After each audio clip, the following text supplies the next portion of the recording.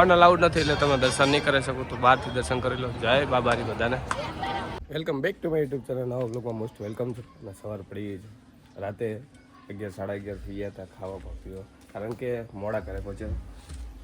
આ છે મારી દાદીનું ઘર, આ છે મારા મામા, આ મારી દાદીનું ઘર છે, મારા મામાનું ઘર. દાદી ગયા ધૂનમાં, આજે બી છે એટલે રામાપીરા દાદી ગયા ધૂનમાં, અને વિશાલના કિરાના મમ્મીને બધા ગયા પાટડી. હું છું એક, અને હું પણ અત્યારે જાઉં છું પીપરી, કારણ કે બીચ છે તો રામાપીરના મસ્ત દર્શન કરતા આવીએ.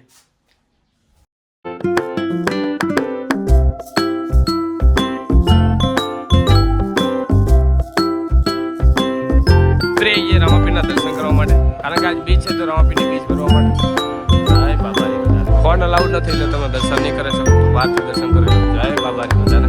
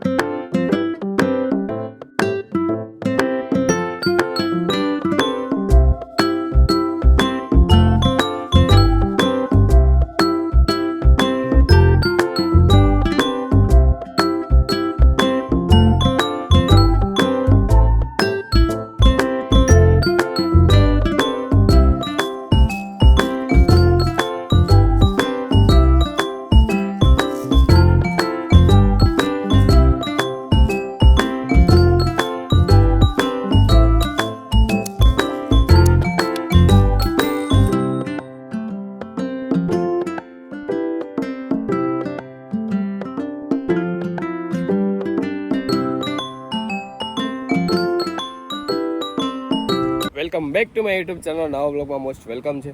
અને વ્લોગની શરૂઆત થઈ ગઈ છે વિરંગામમાંથી, કારણ કે સવારે કાલે લાઇટ નથી, 5 વાગે લાઇટ બંધ થઈ ગઈ એટલે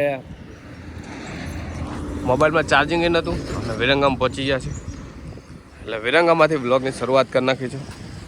આ વિરંગામ રોડ છે. 4 દિવસ ગામડે રહ્યા, હવે આપણા કામ ધંધે લાગી જઈએ, કારણ કે 4 દિવસ મસ્ત વેકેશન કરી લીધું, ફર્યા, મોજ મસ્તી કરી, અને હવે અમદાવાદમાં તમને રોજ નવા બ્લોગ આવશે તો બન્યા રહો મારા બ્લોગમાં કન્ટિન્યુ. અને વિરંગામની અંદર કંઈ ગમતું હોય તો આ દાદાની પ્રતિમા છે, કારણ કે દાદાની મૂર્તિ છે. બાકી તો વિરંગામમાં બધું ઠીકઠાક છે. ગામની બહાર નીકળી ગયા, અને કોઈ પણ અમદાવાદ કે પાટડી બાજુથી આવતા હોય તો બાયપાસવાળો રસ્તો પકડજો, કારણ કે અંદર તો એટલો રસ્તો ખરાબ છે ભાઈ, ના પૂછો વાત. એટલે તમે અમદાવાદ જવા નીકળો તો બાયપાસવાળો, પોપટ ચોકડીવાળો રસ્તો બાયપાસ પકડજો. મળીએ હવે અમદાવાદની અંદર.